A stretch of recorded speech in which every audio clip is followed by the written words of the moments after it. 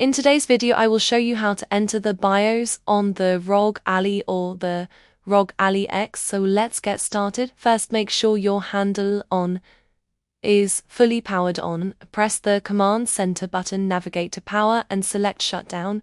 Wait until the device is completely turned off. Now press the power button to turn the device back on. As soon as it starts booting, rapidly press the volume down button.